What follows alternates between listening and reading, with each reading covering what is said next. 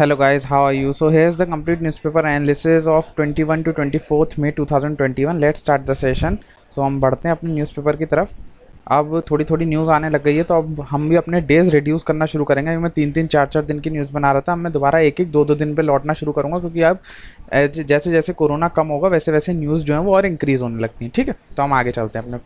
तो ये हमारा नया कोर्स लॉन्च हुआ है RM 2021। जो भी बच्चा चाहे इसमें इनरोल हो सकता है।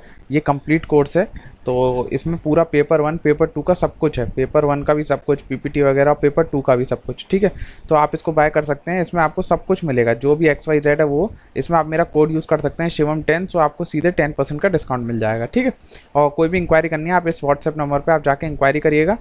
कुछ भी आपको दिक्कत आती है कोर्स से रिलेटेड। और भी बहुत ज़्यादा कोर्स हैं। एक हमारा 75 डेज़ का क्रैश कोर्स भी अब हमने लॉन्च कर दिया है।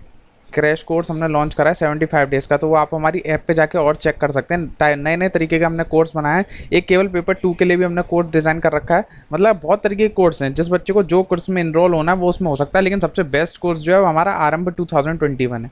इसमें आपको आंख बंद करके जो भी चाहे, थोड़ा सा आप बोल सकते हैं एक्सपेंसिव आपको लग सकता है, लेकिन आपको जब उसका बेनिफिट लगेगा ना, कॉस्ट टू बेनिफिट रेशियो, किसी भी चीज़ का हम कॉस्ट टू बेनिफिट निकालते हैं तो वो बहुत ज़्यादा है। आपके ऊपर श्रद्धा है भाई, आपको जैसा अच्छा लगे। आपके सामने सब कुछ क्लियर है। ठीक है, हम अपनी न्यूज़ की तरफ चलते हैं, पहली न्यूज़ की तरफ। Aerosol can travel up to 10 metre, ventilation is the key, says government. तो अभी इस गवर्नमेंट क्या बोली है कि जो एरोसोल्स हैं वो केवल 10 मीटर तक ट्रेवल कर सकते हैं। Aerosol can be carried in the air for up to 10 metre and improving the ventilation. Aerosol क्या होता है? कण, जो भी लिक्विड और सॉलिड पार्टिकल जो हवा में पाए जाते हैं उसे बोलते हैं हम एरोसोल। ये करीबन 10 मीटर तक जाते हैं। तो ये सरकार ये बोल रही है कि कोविड से बचने के लिए ज़्यादा से ज़्यादा वेंटिलेशन होनी चाहिए घर में। ज़्यादा से ज़्यादा वेंटिलेशन होगी घर में, तो जो कोरोना से जो लड़ने की क्षमता है वो कम हो जाएगी। और क्या कहते हैं, जो 10 मीटर से ज़्यादा नहीं होना चाहिए ट्रैवल।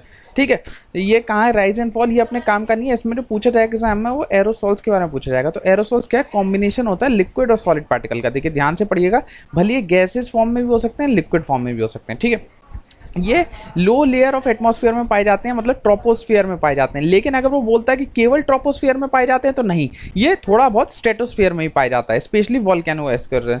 तो आपसे वो सवाल पूछ सकता है कि केवल ये ट्रोपोस्फियर में पाए जाते हैं, तो वो ऑप्शन गलत हो जाएगा, क्योंकि ट्रोपोस्फियर और स्ट्रेटोस्फियर दोनों में पाए जाते हैं, लेकिन मेनली ट्रोपोस्फियर में पाए जाते हैं। ये नेचुरल भी हो सकता है और एंथ्रोपोजेनिक भी हो सकता है। एंथ्रोपोजेनिक क्या है? जो हम लोग की वजह से होता है, जो पब्लिक की वजह से होता है। एंथ्रोपोजेनिक जैसे हमने फॉसिल फ्यूल निकाला तो उससे भी एरोसोल्स निकलते हैं। और नेचुरल क्या होता है? जो हमारा वोल्केनो फटता है या विंड से भी। एरोसोल कुछ नहीं है, जो हमारे हवा में कण पाए जाते हैं, जो आंखों से नहीं दिखे थे लेकिन होते हैं, तो उसको बोलते हैं हम एरोसोल्स। कभी कभी आपने देखा होगा धूप जब कहीं रोशनी से आती है, रूप में पड़ती है धूप, एकदम डार्क रूम में अगर आप रोशनी डालेंगे तो आपको एरोसोल्स दिखेंगे। थोड़ा बहुत दिखेगा, ऐसा नहीं कि वो जो सब दिखता है वो सारा एयरसोल्स है, नहीं, वो सब एयरसोल नहीं होता, थोड़ा बहुत होता है उसमें एयरसोल, तो आपको धुआं धुआं दिखेगा, उसको बोलते हैं एयरोसोल। एयरोसोल की वजह से क्या होता है प्रॉब्लम, कि केमिकल कंपोजिशन में दिक्कत आती है, विजिबिलिटी कम हो जाती है। सबसे बड़ी बात है, एयरोसोल्स की वजह से विजिबिलिटी कम हो जाती है। स्पेशली अगर आप गाजियाबाद वाले रीजन में जाएंगे, वहाँ आपको बहुत बुरी कंडीशन मिलेगी एयरोसोल्स की, क्योंकि वहाँ पे जो हमारी इंडस्ट्री है वो बहुत ज़्यादा है, तो इस वजह से वहाँ एयरोसोल्स की मात्रा भी बहुत ज़्यादा है, तो वहाँ से विजिबिलिटी कम हो जाती है, जिसकी वजह से ह्यूमन हेल्थ भी खराब हो जाती है। और आइस क्लाउड, सबसे ज़्यादा प्रॉब्लम आती है आइस क्लाउड में। ये जो क्लाउड्स हैं उनको बनने नहीं देती है, क्योंकि ये क्या करती है, मान के चलिए बारिश की बूंद है, इसके चारों तरफ जो है वो एरोसोल जमा हो जाएगा, तो ये जो बारिश की बूंद है ये कभी मतलब इवेपोरेट ही नहीं कर पाएगी, पहली बात। और मान के चलिए हवा में अगर ये है तो इवेपोरेट हुआ नहीं, और मान के चलिए ये इवेपोरेट होकर जब नीचे आएगी तो ये बारिश की जो है वो जमीन पर आ ही नहीं पाएगी। क्यों? क्योंकि इसके चारों तरफ जो है वो एक तरह की परत जमा हो जाती है एरोसोल की वजह से, जिसकी वजह से जो ड्रॉपलेट बनती है, जो हमारी रेन में जो ड्रॉपलेट बनती है वो भी मुश्किल से बन पाती है। तो ये कुछ चीज़ें प्रॉब्लम है जो एयरसोल से हो सकती हैं, और क्या चीज़ फ़ायदा है वो भी एयरसोल का मैंने बता दिया। ठीक है, ये कुछ कुछ चीज़ें थी जो आपके दिमाग में होनी चाहिए। इससे बस यही पूछा जाएगा एग्जाम पॉइंट ऑफ व्यू से, और कुछ इंपॉर्टेंट नहीं है। ठीक है, आगे चलते हैं। Declare mucormycosis and epidemic centre to state. तो अभी हमने देखा था कि राजस्थान गवर्नमेंट ने क्या करा था कि इसको एंडेमिक घोषित कर दिया था, लेकिन एंडेमिक घोषित किया था, एपिडेमिक घोषित नहीं किया था। तो अभी जितने भी स्टेट्स हैं वो सेंट्रल गवर्नमेंट को बोल रहे हैं कि इसको म्यूकोरोमोसिस क्या चीज़ है, नई तरह की बीमारी आई है अब, तो भाई ये कितनी तरह की बीमारी आ रही है, ब्लैक फंगस बोलते हैं इसको, एक अभी वाइट फंगस भी आ चुकी है, और आज मैं पढ़ रहा था तो एक क्या कहते हैं येलो फंगस भी आ गया है। अब पता नहीं कितनी तरह की सारे रंग बिरंगी फंगस आ जाएंगी इंडिया में और सबको नुकसान करेंगी, लेकिन बहुत सारी गवर्नमेंट जो स्टेट गवर्नमेंट है वो सेंटर को ये बोली है कि इस डिजीज को एपिडेमिक घोषित कर दो। तो व्हाट इज एपिडेमिक, यही पूछा जाएगा, एपिडेमिक क्या होता है। तो देखिए एपिडेमिक होता है अगर किसी छोटे से रीजन में, किसी कंट्री के किसी 2-3 स्टेटों में अगर वो डिजीज फैल गया है तो उसको बोलेंगे एपिडेमिक। किसी कंट्री या किसी कॉन्टिनेंट के जो 2-3 रीजन में या 2-3 कंट्री में, अगर वो कॉन्टिनेंट है तो 2-3 कंट्री हो गई, और अगर वो एक क्या कहते हैं अगर वो एक नेशन है तो उसमें अगर 2-3 स्टेट में है तो उसको हम एपिडेमिक घोषित कर देते हैं। एंडेमिक क्या होता है कि बहुत थोड़ा थोड़ा पाया जाता है लेकिन ऑल ओवर द वर्ल्ड में पाया जाता है, बहुत थोड़ा थोड़ा। मान के चलिए ट्यूबरक्लोसिस हो गया, HIV हो गया, तो अभी ये क्या हो गया कि ये थोड़े थोड़े पाए जाते हैं लेकिन पूरे कॉन्टिनेंट में पाए जाते हैं, ये होता है एंडेमिक। पेंडेमिक क्या होता है, जो कोरोना है, कोरोना जो है वो हमारा पेंडेमिक हो चुका है, क्या कि बहुत ज्यादा मात्रा में सब जगह पाया जा रहा है, तो ये होता है हमारा पेंडेमिक। तो इन तीनों में आपको डिफरेंस एकदम क्लियरली पता होना चाहिए, what is epidemic, what is pandemic and what is endemic, यही पूछा जाता है। तो ये सिंपल सी बात हो रही है ना, एपिडेमिक घोषित करना है मतलब ये घोषित करना है, ठीक है। क्यों, क्योंकि 3-4 गवर्नमेंट सरकारों में ज्यादा पाया जाता है, जैसे राजस्थान में बहुत पाया जा रहा है, गुजरात में बहुत ज्यादा पाया जा रहा है, तो ये गवर्नमेंट ज्यादातर चाहती है कि इसी को किसी तरह एपिडेमिक घोषित कर दिया जाए, ठीक है। आगे चलते हैं। चाइना कंप्लीट तिब्बत हाईवे, तो चाइना ने तिब्बत हाईवे को कंप्लीट कर लिया। इसमें जो बताने वाली चीज़ है बस ये इतनी सी चीज़ है, और अपना कुछ जानने की ज़रूरत नहीं है।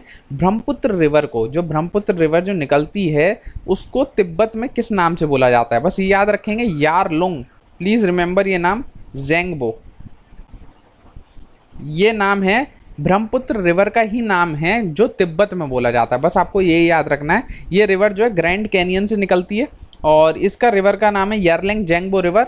ये ब्रह्मपुत्र रिवर ही है, उसी ब्रह्मपुत्र रिवर का केवल नाम है, तिब्बत में ये बोलते हैं। और इसको कभी कभी जब हम ऊपर की तरफ से चाइना में आती है तो इसको हम सांगपो भी बोलते हैं, सांगपो भी बोलते हैं, याद रखिएगा। ब्रह्मपुत्र का एक नाम सांगपो भी है, एक नाम इसका यारलोंग जेम्बोजू है जो तिब्बत में बोला जाता है।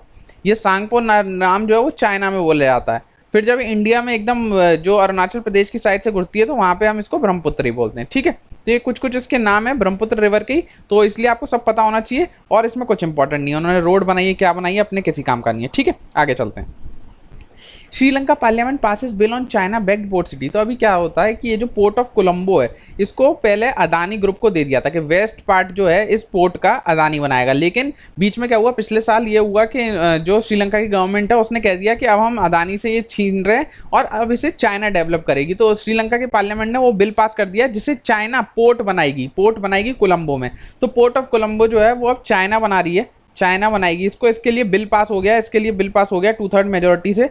अब भगवान जाने ये जैसे हाल अब पाकिस्तान का हुआ है, थोड़े दिन में आप हम ये भी देखेंगे कि श्रीलंका का भी ऐसे हाल हो सकता है। क्यों, क्योंकि एक वर्ड आता है डेट ट्रैप, किसी इंसान को इतना पैसा दे दो कि वो पैसा वापस करने की स्थिति में ही ना हो, तो आपको फिर क्या करना पड़ेगा कि आपको अपना कर्जा लौटाने के चक्कर में आपको अपनी जमीन बेचनी पड़ेगी, तो फिर ये पूरा एरिया चाइना कैप्चर कर लेगा। तो उसका सिंपल चीज़ यही होती है कि इतना पैसा शुरुआत में दे दो ताकि बाद में वो लोग पैसा लौटा ही ना पाएं।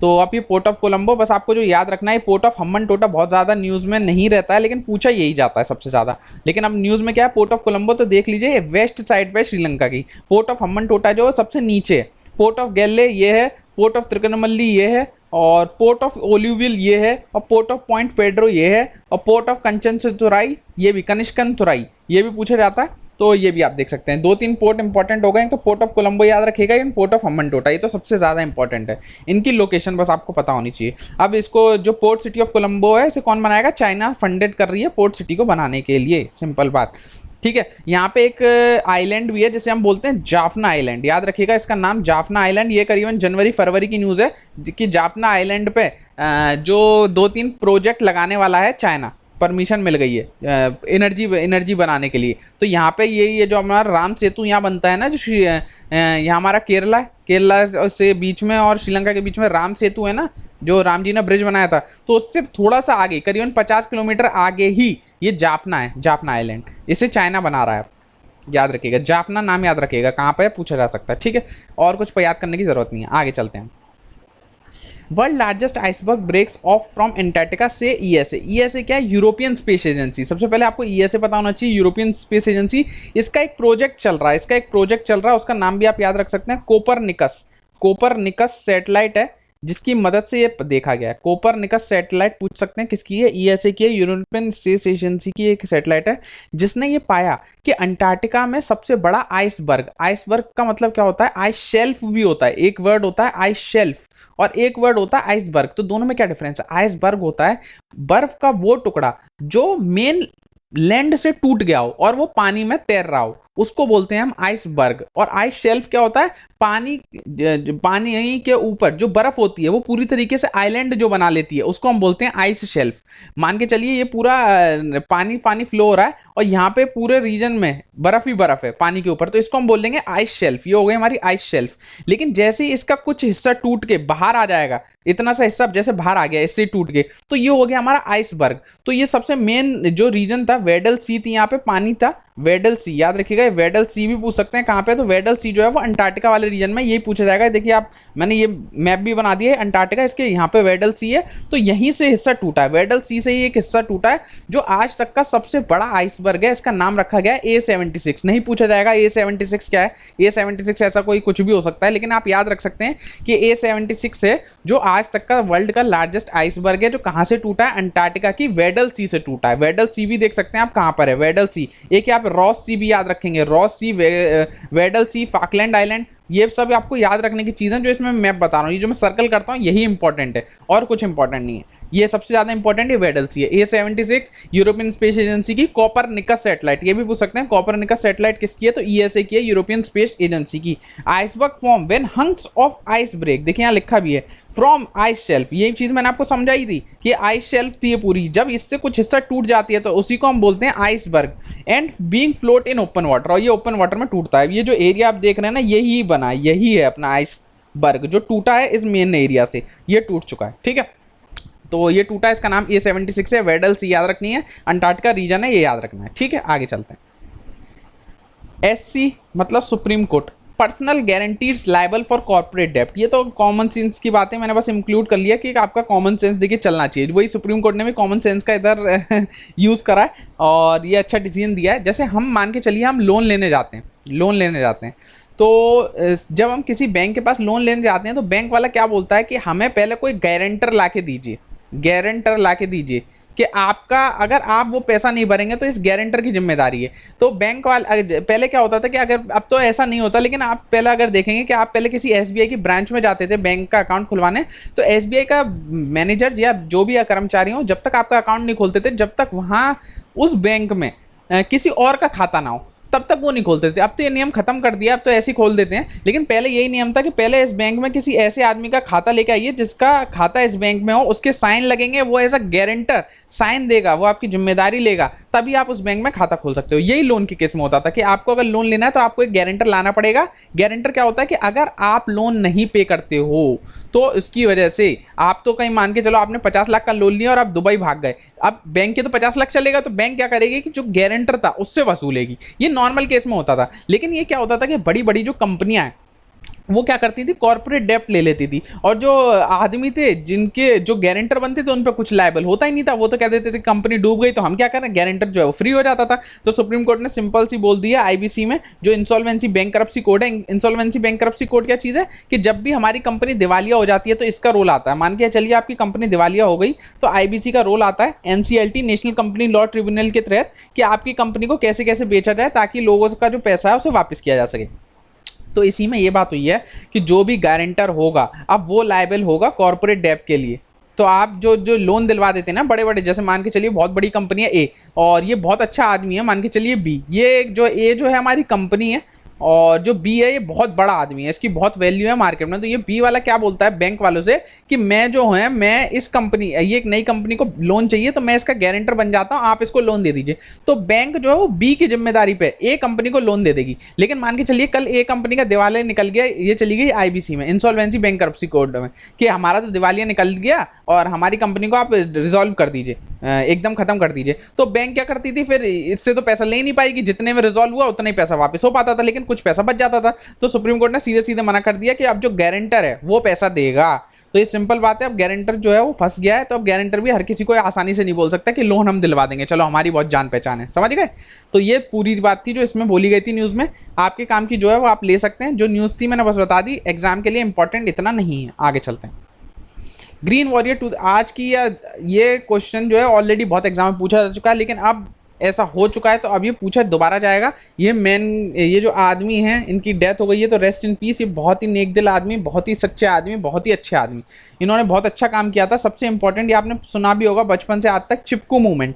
चिपकू मूवमेंट क्या हुआ था कि लोग क्या करने लग गए थे अंग्रेजों के टाइम से, क्या होता था, पेड़ काटने शुरू हो गए थे, क्योंकि पेड़ जो है काटोगे तो उसको हर चीज में आप यूज कर सकते हो, ऐसा वुड यूज कर सकते हो, ऐसा फ्यूल यूज कर सकते हो, ऐसा पेपर यूज कर सकते हो। तो बहुत ज्यादा लोग पेड़ काटने लग गए थे, तो इसको रोकने के लिए चिपको मूवमेंट चलाया गया था। चिपको मूवमेंट कुछ नहीं था, इस कोई पेड़ था उसके मतलब कॉली भर के उसको गले लगा के लोग खड़े हो जाते थे कि आप पेड़ को काटोगे तो हम भी कट जाएंगे। उसमें सबसे ज्यादा इंपॉर्टेंट जो रोल आता है वो सुंदरलाल बहुगुणा का आता है। सबसे इंपॉर्टेंट आदमी यही है सुंदरलाल बहुगुणा। डायरेक्ट ये भी पूछा जाता है कि चिपकू मूवमेंट से कौन रिलेटेड है, तो सुंदरलाल बहुगुणा उसका आंसर हुआ करता था। अब तो हुआ करता था क्योंकि इनकी डेथ हो गई, तो रेस्ट इन पीस इनको। तो इसमें दो तीन चीज याद रखनी है। इन्होंने जो मेन जो चिपकू मूवमेंट कहा था, सबसे पहली बात तो यही आ जाती है कि चिपकू मूवमेंट जो है ये कहाँ शुरू हुआ था, तो याद रखिएगा यूपी में शुरू हुआ था ये चिपकू मूवमेंट। सबसे इंपॉर्टेंट चीज यही पूछा जाता है, तो ठीक है। और इन्होंने, और ऐसा नहीं है कि इन्होंने एक ही मूवमेंट चलाया, इन्होंने बहुत ज़्यादा। एक बार क्या हुआ था, टेहरी डैम पे भी इन्होंने सबसे बड़ा, जो अभी इंडिया का सबसे बड़ा फास्ट जो मतलब व्रत रखा था इन्होंने 56 डेज का इन्होंने फास्ट रखा था, व्रत रखा था, ताकि टेहरी डैम पे एक कुछ प्रोजेक्ट बनना था, उसको रोका जा सके। तो बस इनका नाम आपको याद रखना है, सुंदरलाल बहुगुणा। किससे रिलेटेड है, चिपकू मूवमेंट से रिलेटेड है, बस। इससे ज़्यादा याद मत रखिएगा, और आप डिटेल में जाएंगे वो आपसे पूछा नहीं जाएगा। मैं डिटेल में और डिटेल बढ़ा सकता हूँ, लेकिन आप यूपीएससी सीएपीएफ देंगे ना कि आप यूपीएससी सिविल सर्विस देंगे, तो उसमें बहुत ज़्यादा डिफरेंस है, समझ गए। इनका नाम देखिए, well known environmentalist and Gandhian Sundarlal Bahuguna is no more. इन्हें गांधीयन के बाद इनकी कैटेगरी दे रखी है, इतने अच्छे आदमी थे, मतलब गांधी जी का नाम इनके साथ जुड़ा हुआ है, गांधीयन सुंदरलाल बहुगुणा, ठीक है। तो इस अब इनकी डेथ हो गई है, इसलिए एग्जाम में पूछने के चांसेस बहुत ज़्यादा बढ़ जाते हैं। ये जो हुआ था 1970 के आसपास का पीरियड है, जब इन्होंने हिमालयन फॉरेस्ट में पेड़ बचाए थे यूपी के एरिया में, ठीक है। आगे चलते हैं।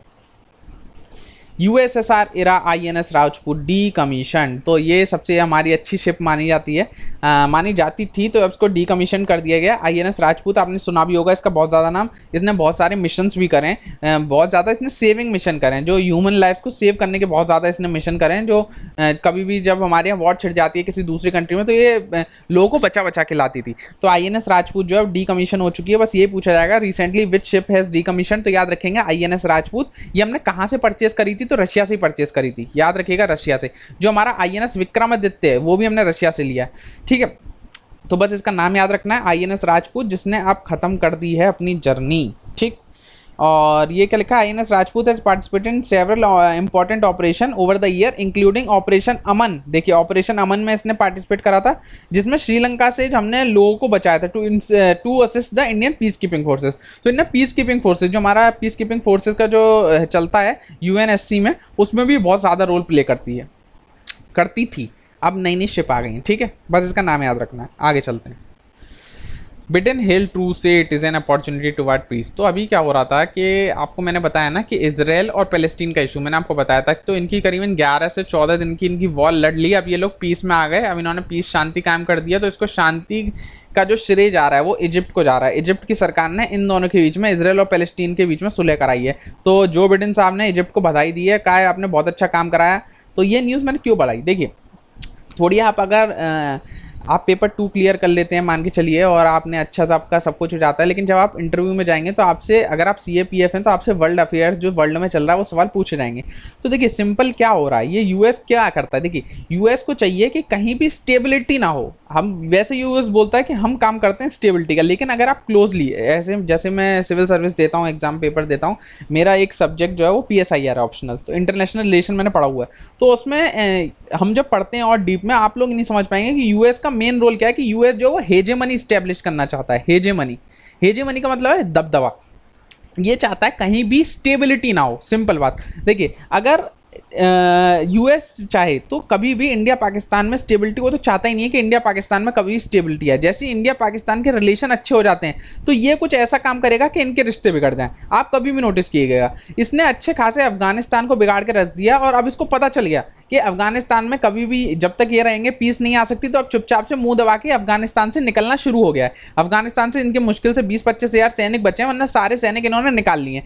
ऐसे ये रोल इन्होंने क्या करा कि इन्होंने खूब इजराइल पैलेस्टीन की लड़ाई करवा दी, फिर इन्होंने खूब इजराइल को सपोर्ट कर दिया कि इजराइल को पिछली बार ट्रम्प साहब आए थे तो उन्होंने जेरूसलम को तो इनकी राजधानी बनाई दिया था, फिर इन्होंने अब फिर पैलेस्टीन को भी सपोर्ट करने लग गए और फिर इन्होंने इजिप्ट की मदद से इन दोनों को शांति करवा दी। तो ये चाहते नहीं है कि कहीं भी शांति रहे, अगर शांति रहेगी तो इनका धंधा नहीं चल पाएगा, सिंपल बात है। और मैं आपको डिटेल में नहीं बताना चाह रहा कि क्या, लेकिन बहुत लोग ऐसे हैं कि जो यूएस को बहुत अच्छा मानते हैं। मैं ये नहीं कहता यूएस बेकार है, लेकिन यूएस चाहता है कि मेरी किसी तरह हेजेमनी स्टैब्लिश हो जाए।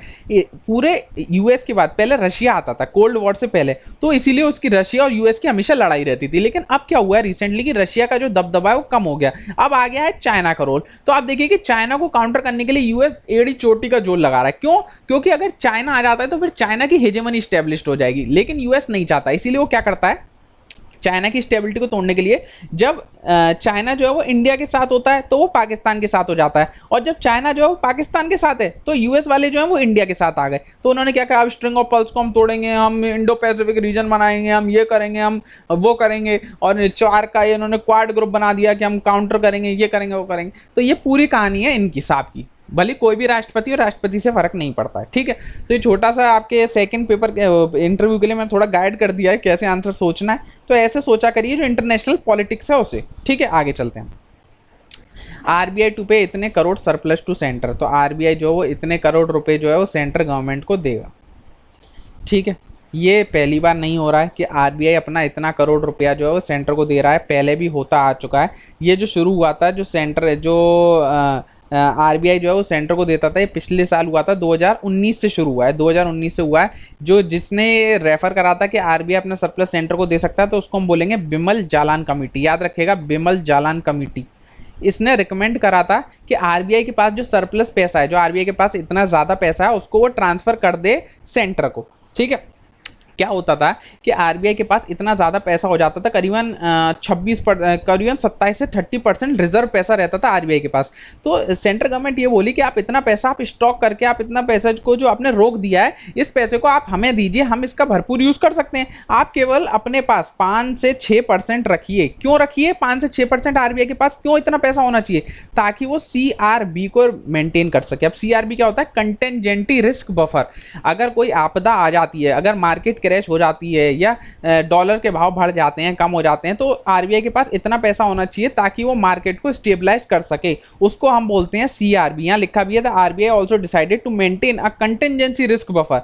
आपातकालीन स्थिति के लिए एक बफर स्टॉक ऑफ 5.5% आरबीआई के पास रहेगा, जैसा कि बिमल जालान कमेटी ने बोला था। तो ये अच्छी बात है कि बिमल जालान कमेटी ने पहले ही क्लियर कर दिया था कि कंटिजेंसी रिस्क बफर आरबीआई के पास रहना ही रहना चाहिए, ठीक है। ये 2-3 पॉइंट है जो इसके आरबीआई जो पैसा करती है सेंटर को। ऐसा नहीं है कि ये कोई नियम के तहत नहीं हो रहा। आरबीआई का एक्ट है 1934, आरबीआई एक्ट ऑफ 1934, उसमें सेक्शन है आई थिंक 47 है, उसमें क्लियरली मेंशन है कि आरबीआई का जो सरप्लस पैसा है वो सेंट्रल गवर्नमेंट को ट्रांसफर किया जाएगा, ठीक है।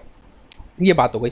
अब एक सवाल इसमें बनता है कि आरबीआई के पास पैसा आता कहाँ से? भाई आरबीआई कोई बैंक तो है नहीं, आपकी एसबीआई बैंक तो है नहीं कि वो इंटरेस्ट ले रही है जो उसके पास आ जाएगा। तो अब आरबीआई के पास पैसा कहाँ से आता है वो पढ़ लेते हैं। देखिए सोर्स ये पूछा जाता है, ऑलरेडी 1-2 एग्जाम में पूछा जा चुका है, सोर्सेज फॉर आरबीआई। आरबीआई के पास पैसा कहाँ कहाँ से आता है?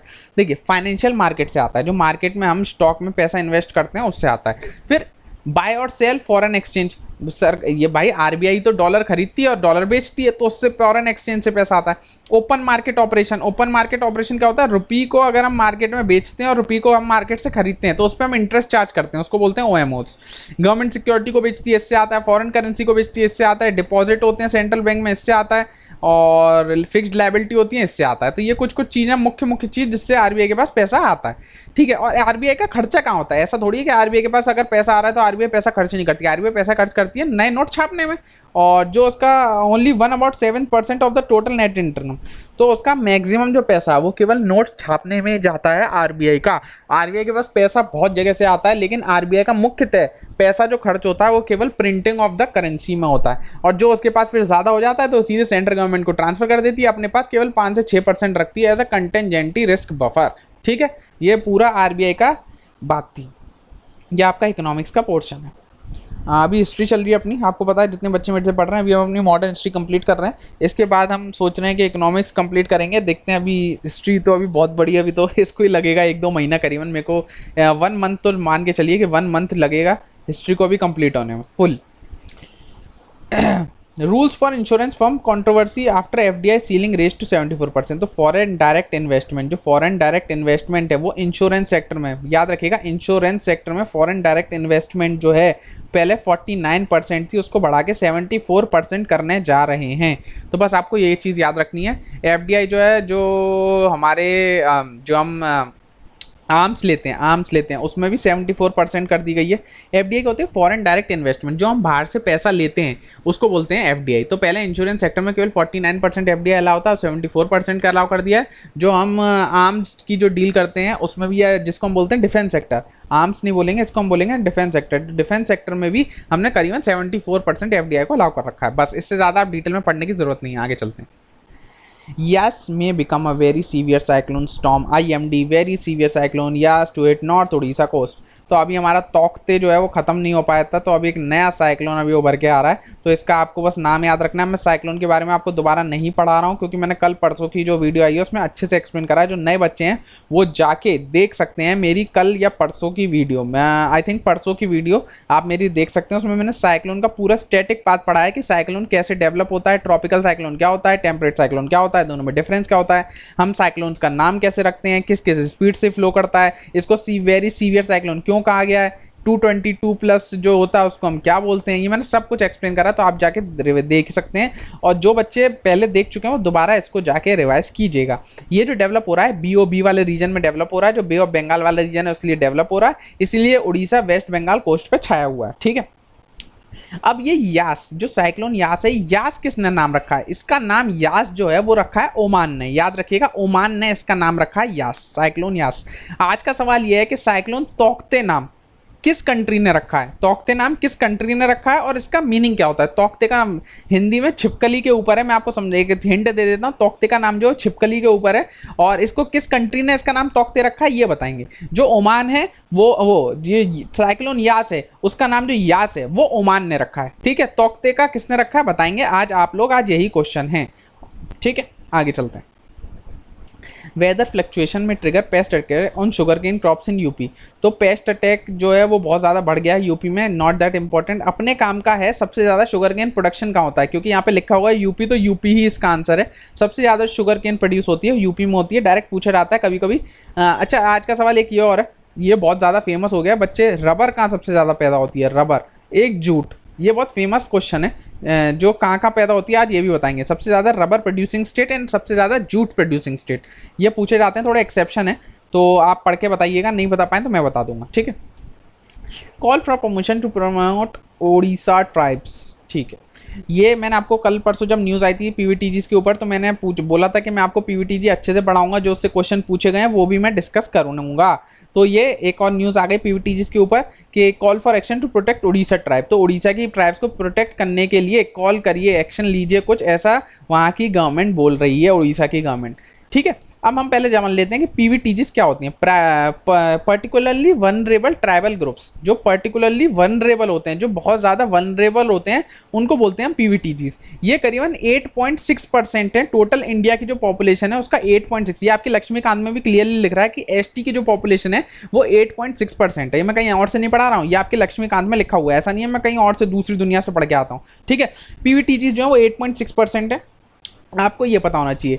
एक दूसरी कंडीशन कि ये पहले जो थे ये 23 पीवीटीजीज होती थी, केवल इतने ही ट्राइबल ग्रुप्स को 23 को बनाया गया था, लेकिन फिर बाद में इसमें और लोगों को ऐड किया गया। अब प्रेजेंट टाइम पे टोटल पीवीटीजीज जो हैं वो 75 हैं, 75 पीवीटीजीज हैं। बस आपको एक यही पॉइंट पता होना चाहिए, इससे सारे सवाल आपके हो जाएंगे। मैं आपको अभी रिसेंटली एग्जाम्पल भी दिखाऊंगा कि आपको अगर एक पॉइंट पता होता, ये सारी बुकों में मिलेगा, जब भी आप पीवीटीजीज पढ़ेंगे तो आपको ये मिलेगा। एक पॉइंट तो आपको ये पता होना चाहिए था कि टोटल कितनी पीवीटीजीज हैं और सबसे ज्यादा पीवीटीजीज कहां पाई जाती हैं। सबसे ज्यादा पीवीटीजीज जो है वो उड़ीसा में पाई जाती हैं। उड़ीसा में टोटल 75 में से 13 पीवीटीजीज जो हैं वो उड़ीसा में पाई जाती हैं। दो इसमें नाम भी लिख रहा है, डोंगरिया एंड बोंडा। ये डोंगरिया एंड बोंडा जो है दोनों उड़ीसा की पीवीटीजीज हैं, उड़ीसा की पीवीटीजीज हैं।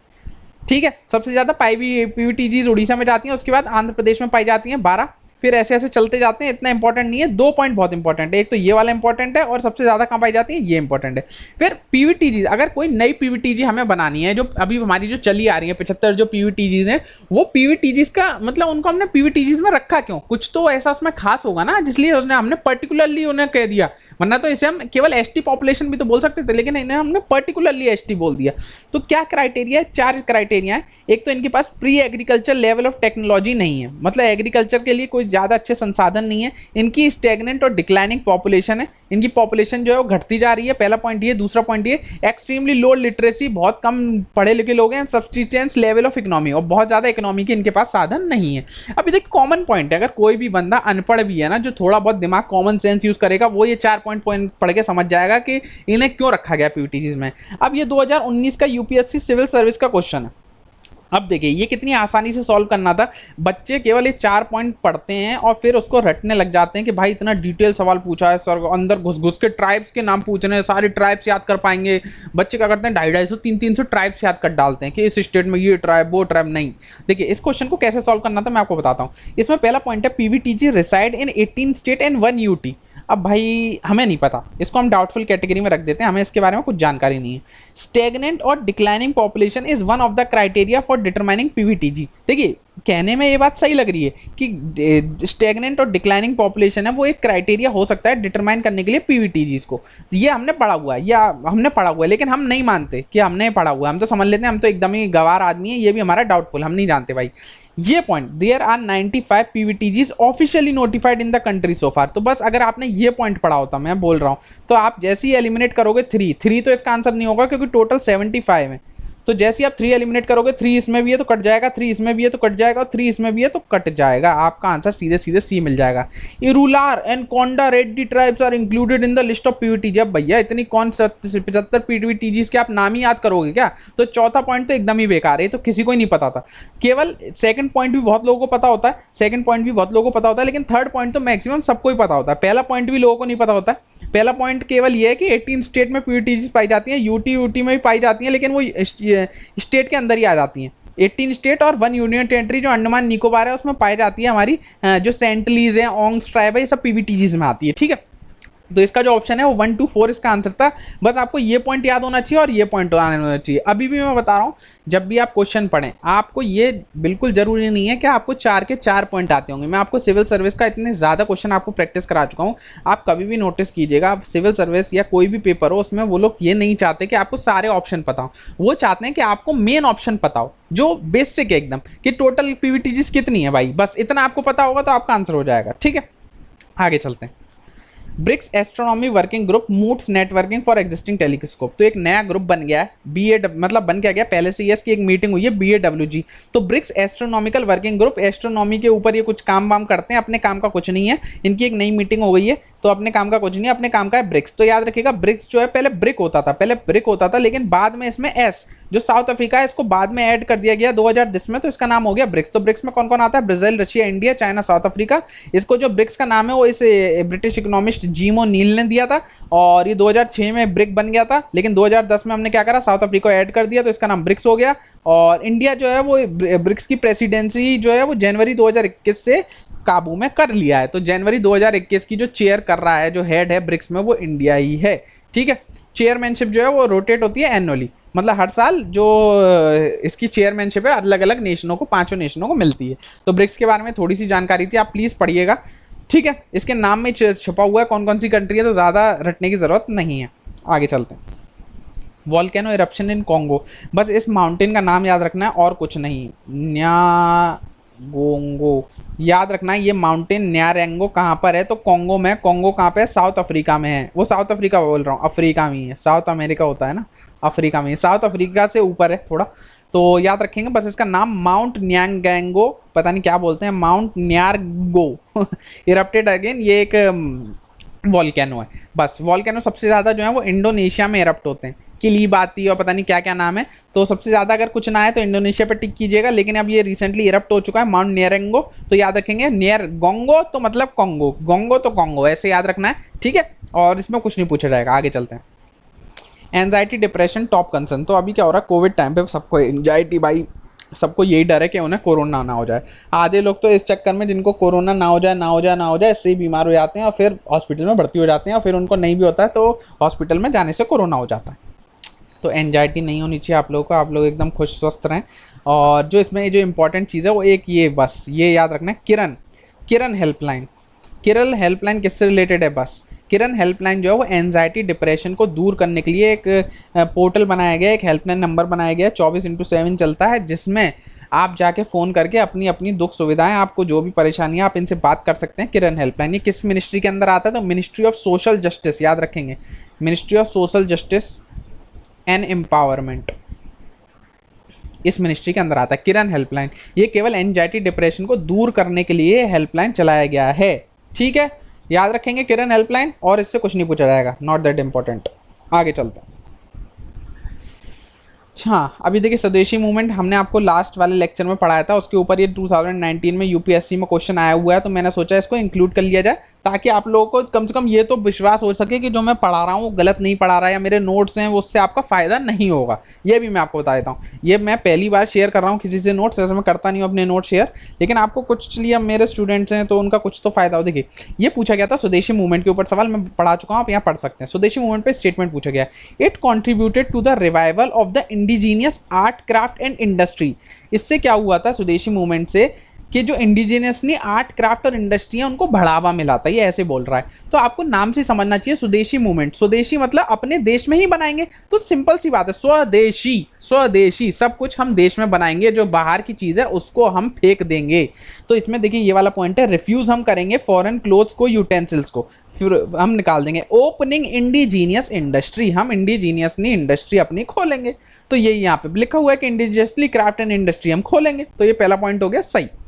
दूसरा, नेशनल काउंसिल ऑफ एजुकेशन जो है वो स्टैब्लिश हुई थी एज अ पार्ट ऑफ स्वदेशी मूवमेंट। सबसे लास्ट वाला point, national council of education जो है वो सेटअप हुई थी, तो ये दूसरा पॉइंट भी सही हो गया, सी इसका आंसर। तो ये इसका आंसर था। तो भाई ऐसे सॉल्यूशन होना था। आप कोई भी पेपर, मैं ये नहीं कहता कि आप केवल यूपीएससी का, आप किसी भी यूपीपीएससी या आरपीएससी, जो डब्ल्यूपीएससी, किसी भी कहीं का भी हिस्ट्री का पेपर उठाइएगा और आप मेरे नोट्स में वो चेक कीजिएगा आपको उसका आंसर मिलता है या नहीं, ठीक। ये हो गई स्वदेशी मूवमेंट तक हम अपना कंप्लीट कर चुके हैं मॉडर्न हिस्ट्री।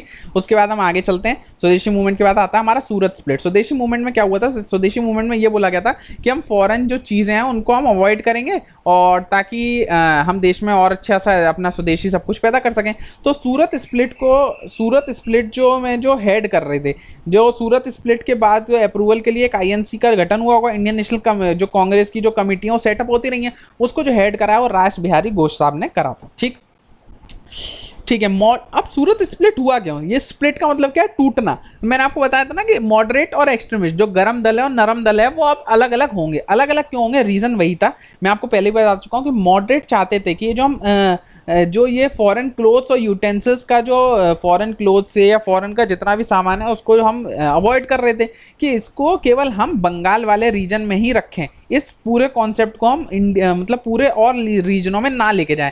लेकिन एक्सट्रीमिस्ट वाले क्या चाहते थे कि हम बॉयकॉट कर दें सब चीज़ का, सब जगह से इसको हम सब अलग अलग रीजन में ले जाएं, ऑल ओवर इंडिया फैलाएं। यही यहाँ लिखा हुआ है, moderate want swadeshi and boycott limited to Bengal. Moderate चाहते थे बस ये बंगाल तक रहे, लेकिन एक्सट्रीमिस्ट चाहते थे कि ये ऑल ओवर इंडिया में फैल जाए। इसी बात के बीच में इन दोनों में लड़ाई हो जाती है, मॉडरेट और एक्सट्रीमिस्ट में, और ये दोनों अलग अलग हो जाते हैं।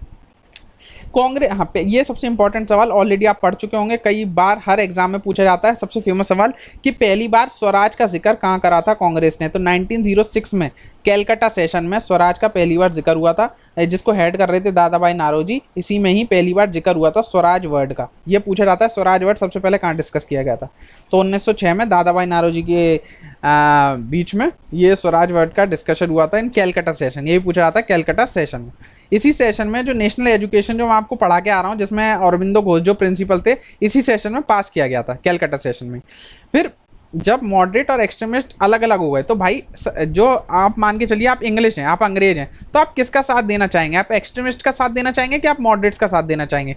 अब भाई इंग्लिश वालों को तो पता था कि एक्सट्रीमिस्ट वाले तो वालू लोग हैं। अगर इन्होंने पूरा जो बॉयकॉट वाला जो इनका कॉन्सेप्ट है, अगर इन्होंने पूरे इंडिया में फैला दिया, तो नुकसान तो अल्टीमेटली इंग्लिश लोगों का ही हो रहा है ना। तो इन्होंने क्या करा कि इन्होंने मॉडरेट्स का साथ दे दिया, क्योंकि मॉडरेट वाले चाह रहे थे बस ये जो चीज़ें बंगाल तक रहे, तो इन्होंने मॉडरेट्स का साथ दे दिया और एक्सट्रीमिस्ट का साथ नहीं दिया। तो इन्होंने क्या करा, इन्होंने डुअल पॉलिसी खेल दी। यहाँ पे डुअल पॉलिसी बोलते हैं अंग्रेजों की। इन्होंने क्या करा, सप्रेस कर दिया एक्सट्रीमिस्ट लोगों को सप्रेस कर दिया। सप्रेस मतलब दबा दिया। क्यों? इन्होंने तीन मेन जो लीडर थे इनके, लाल बाल पाल, तीन ही लीडर हैं जो हम पढ़ते आ रहे हैं एक्सट्रीमिस्ट के अंदर।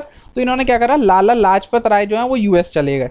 क्यों डर से? क्योंकि ये अरेस्ट करने लग गए थे इंग्लिश लोग। बाल गंगाधर तिलक साहब को अरेस्ट कर लिया और पाल साहब जो है वो रिटायर हो गए। उन्होंने पॉलिटिक्स से ही रिटायरमेंट ले ली, क्योंकि ये लोग अरेस्ट करने लग गए थे।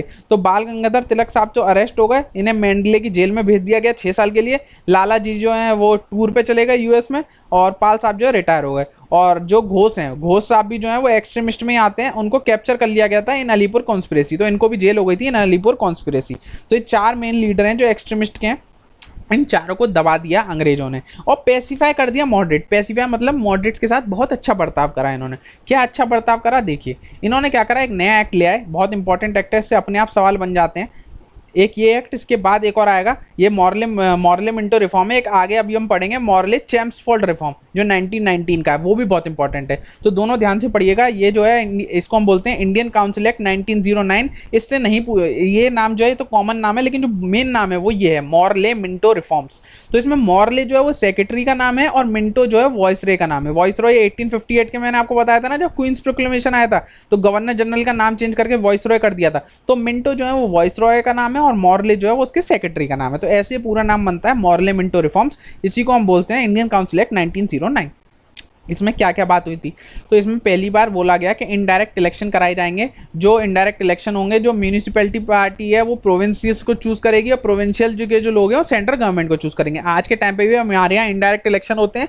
क्या करते हैं कि हम तो क्या करते हैं, हम जो है वो लोकसभा के मेंबर को चूज करते हैं, और लोकसभा के मेंबर जो क्या है, अरे हम जो अपने लोकसभा के मेंबर को चूज करते हैं, लोकसभा वाले राज्यसभा को चूज करते हैं, ये सब मिलकर जो हमारे प्रेसिडेंट साहब हैं इनको चूज करते हैं। तो ये होता है हमारा इनडायरेक्ट इलेक्शन। तो यही पहली बार इनडायरेक्ट इलेक्शन का कॉन्सेप्ट इसी मॉर्ले मिंटो रिफॉर्म्स में आया था। लेजिस्लेचर जो थी वो केवल एडवाइजरी के लिए थी, केवल वो एडवाइस दे सकती है। वोट कर सकते हैं separate item in budget but not full. इसमें क्या था कि वोट पे जो बजट होता था उसमें जो ये 1909 का एक्ट आया था, इसमें ये बोला गया कि आप बजट के केवल कुछ कुछ आइटम पे वोटिंग कर सकते हो, लेकिन पूरे बजट पे वोट नहीं कर सकते। तो vote separate item, vote budget के अंदर बहुत सारे आइटम्स होंगे, तो आप किसी पर्टिकुलर टॉपिक पे या पर्टिकुलर किसी चीज़ पे आप वोट कर सकते हो बजट के, लेकिन पूरे बजट पे आप वोट नहीं कर सकते हो, ऐसा इसमें बोला गया था। और एसपी सिन्हा जो थे वो पहले वॉइसरॉय एग्जीक्यूटिव काउंसिल बनाए गए थे इसके अंदर। इनका नाम याद रखेंगे, एसपी सिन्हा, जो वॉइसरॉय एग्जीक्यूटिव काउंसिल में पहली बार बनाए गए थे। इंक्रीज कर दी थी इन्होंने साइज ऑफ लेजिस्लेटिव काउंसिल, ये भी ठीक है। सबसे इंपॉर्टेंट ये लास्ट वाला point, separate electorate for Muslim. इन्होंने मुस्लिमों के लिए अलग से इलेक्टोरेट बना दिया था। इनका मेन मकसद था कि हम हिंदू मुस्लिम में लड़ाई करवा दें। तो इन्होंने क्या करा कि हम मुस्लिम को अलग रिप्रेजेंटेशन अलग दे देंगे कि इतना % जो है वो मुस्लिमों का कोटा फिक्स कर दिया, केवल वही लोग वोट डालेंगे। तो इन्होंने सबसे मेन काम था कि इनको हिंदू मुसलमानों में लड़ाई करवानी थी, वो इन्होंने कर दिया। इस एक्ट के तहत क्या करा इन्होंने, सेपरेट इलेक्टोरेट बना दिया मुस्लिम का। शिमला कॉन्फ्रेंस हुई, इसमें 37 मुस्लिम मिले मिनटों से। मेन जो है वो 3, इन तीनों ने AIML का गठन किया, आगा खान, सलीमुल्लाह एंड मोहसिन उल मुल्क। AIML क्या होता है, ऑल इंडिया मुस्लिम लीग, जो गठन हुई थी 1906 में ही हुई थी। इन 3 लोगों ने मिलकर ही बनाई थी। याद रखेंगे इन तीनों का नाम, वेरी वेरी इंपॉर्टेंट। मैं जो बता रहा हूँ इंपॉर्टेंट, बस वही याद रखना है मेनली, ठीक है। ये हमारा पूरा मॉर्ले विंटो रिफॉर्म्स के बाद में जो जो क्वेश्चन आ सकते हैं, बस ये 4 या पॉइंट ही आपको याद रखना है। एक तो इनडायरेक्ट इलेक्शन हुआ था, हम सारे पूरे बजट पे वोट नहीं कर सकते थे, और सेपरेट इलेक्टोरेट केवल मुस्लिमों को दिया था, और एसपी सिन्हा जो है वो वायसराय एग्जीक्यूटिव काउंसिल बन गए थे। तो ये 4-5 पॉइंट है जो मैंने मुंह से बोले हैं, बस वो याद रखने हैं। जब ये हमारा पूरा खत्म हो गया, एक्ट जब बन गया, उसके बाद इंडिया में बहुत विद्रोह हो रहा था क्योंकि पार्टीशन ऑफ बंगाल हो चुका था। तो फिर क्या सर, जब इतना विद्रोह हुआ तो अंग्रेजों ने क्या करा कि बोला कि हम पार्टीशन ऑफ बंगाल को रद्द करते हैं। तो 1911 में क्या हुआ, दिल्ली में, दिल्ली दरबार में by Hardinge Bengal partition cancel. अब इन्होंने बंगाल पार्टीशन कैंसिल कर दिया, लेकिन इसमें पता क्या इन्होंने चालाकी करी, पहले जो बंगाल हुआ करता था वो इतना बड़ा बंगाल होता था कि उसमें बंगाल जो आज का वेस्ट बंगाल है वो तो आता ही था, फिर आज का बिहार भी आता था, आज का झारखंड भी आता था, आज का उड़ीसा भी आता था, ये सब मिलके पूरा बंगाल बनता था। लेकिन जब इन्होंने बंगाल का जो पार्टीशन है उसका जो कैंसिल करा, तो उसमें बिहार और उड़ीसा को इन्होंने बाहर निकाल दिया और बाकी बंगाल को इन्होंने अलग कर दिया। दूसरा point, capital shift to Delhi, इन्होंने कैपिटल को शिफ्ट कर दिया। पहले इनकी कैपिटल जो थी वो बंगाल होती थी, फिर इन्होंने मुंबई ले गए, उसके बाद फिर ये घूम फिर के दिल्ली में इन्होंने कैपिटल शिफ्ट कर दिया 1912। तो दोनों चीज पूछी जाती है कि पार्टीशन ऑफ बंगाल कैंसिल कब हुआ था, तो 1911 में हुआ था, जिसे हार्डिंज ने कैंसिल करा था, और इन्होंने कैपिटल को शिफ्ट कब करा दिल्ली में, तो 1912 में इन्होंने कैपिटल शिफ्ट करी थी। अगेन स्टार लगा के मैंने लिखा हुआ है, तो ये दोनों बहुत अलग से इंपॉर्टेंट पॉइंट है 1911 के और 1912 के। ठीक है, ये पूरा हमारा हो जाता है हमारा खत्म। ठीक है, इसके आगे का हम अगली बार पढ़ेंगे जो भी बचा हुआ है। अभी ये मेरा पुराना, फिर मैं सवाल देख रहा था जब मैं यूपीएससी के, तो एक सवाल ये भी मिल गया, ये मैं ऑलरेडी आप लोगों को पढ़ा चुका हूँ। देखिए, ये जब मैंने सबसे पहला लेक्चर था उसी में पढ़ाया था, ये पूछा गया चार्टर एक्ट ऑफ 1813 के ऊपर सवाल। देखिए, अब चार्टर एक्ट ऑफ 1813 में केवल आपको 3 पॉइंट याद रखने थे, ये 3 पॉइंट ही मैंने आपको बताया, और चार्टर एक्ट 1793 में भी मैंने 3 पॉइंट बताए। जिसने सब पढ़े थे 6 के 6 पॉइंट, उनसे ये सवाल जो है मक्खन था, ईजी पॉइंट। देखिए, 1813 की बात चल रही है, तो it ended the trade monopoly of East India Company in India except for trade in tea and trade with China. पहला पॉइंट यहाँ लिखा है, ended monopoly except trade with China and tea, point हो गया सही। देखिए, डायरेक्ट मिलाते रहिए, ऐसा नहीं है कि मिलाना नहीं है। It asserted the sovereignty of the British crown over the Indian territory held by the company. इसमें लिखा गया कि इसने बोला था कि जो सोवरेनिटी है ब्रिटिश क्राउन की वो ज़्यादा हो जाएगी, तो एकदम सही बात है। इसमें ये कोई भी चार्टर एक्ट आएगा उसमें यही बोला जाएगा, लेकिन मान के चलिए हमारा डाउट है, हमें तो नहीं पता इसके बारे में, हमें पता है पहला पॉइंट एकदम सही है, तो ये तो आंसर हमारा कभी होगा नहीं। ठीक है, सेकंड वाले में हमें डाउट है। तीसरा, the revenue of India were now controlled by the British parliament. क्यों, ये तो हमारे कुछ गलत लग रहा है, ये तो हम पहले पढ़ चुके हैं। कहाँ पढ़ चुके हैं, यहाँ पे भाई देखिए, इस पॉइंट, इस वाले चार्टर में ही डिक्लेयर कर दिए थे कि सैलरी ऑफ बीओसी जो है वो पेड करेगी British government revenue of India के, मतलब जो रेवेन्यू है वो तो अब सरकार बाहर से लेके नहीं आएगी, वो केवल जो इंडिया के लोग हैं उन्हीं से रेवेन्यू कलेक्ट करेगी, उन्हीं पर खर्च करेगी। तो रेवेन्यू का जो पार्ट था वो तो हम पिछले एक्ट में ही कंप्लीट कर चुके थे, इस 1813 में तो बात ही नहीं हुई थी। थर्ड पॉइंट गलत हो जाता, थर्ड पॉइंट गलत होता, ये भी गलत होता, ये भी गलत होता, आपका ये आंसर अपने आप सही हो जाता। सेकंड पॉइंट अगर आपको नहीं भी पता होता तो भी आपका आंसर इन 6 पॉइंट से हो जाता। तो मेरा कहने का मतलब यही है कि आपको हर पॉइंट याद करने की ज़रूरत नहीं है, केवल किसी भी टॉपिक का बेसिक पढ़िए, बेसिक से आपके सारे सवाल हो जाएंगे। ठीक है, तो आज का लेक्चर सारा कंप्लीट हो गया। I hope you like my lecture. Please like share and subscribe. मेरी इंस्टाग्राम आईडी है, so you can me follow Shivam Tyagi ST and so follow study fund on Telegram and Instagram, so you can get the latest update. और जो नए बच्चे हैं वो like share कर सकते हैं, पुराने वो भी कर सकते हैं, सब्सक्राइब कर सकते हैं, जो मन चाहे वो कर सकते हैं, खूब कमेंट कर सकते हैं, कुछ ना चाहें कुछ ना करिए, फ्री बैठिए मौज मारिए लेकिन मैंने ये नोटिस करा है जब से लॉकडाउन, ये जब भी कंडीशन हो रही है तो बहुत बच्चों ने ढील डाल दी है। कोई बात नहीं, ढील जो बच्चा डालेगा वो रह जाएगा, जो बच्चा पढ़ेगा वो आगे आएगा, तो वही बन सकता है। इस बार सीट 149 है, मैं आपको रोज रिमाइंडर देता हूँ, तो आप अच्छे से मेहनत करते रहिए। Signing off today. जो क्वेश्चन पूछे वो आप कमेंट सेक्शन में को डिस्कस कर सकते हैं, और कोई आपकी क्वेरी है तो वो भी आप मेरे को सीधे DM कर सकते हैं। So take care bye bye, ध्यान रखिए, पढ़ते रहिए, आगे बढ़िए।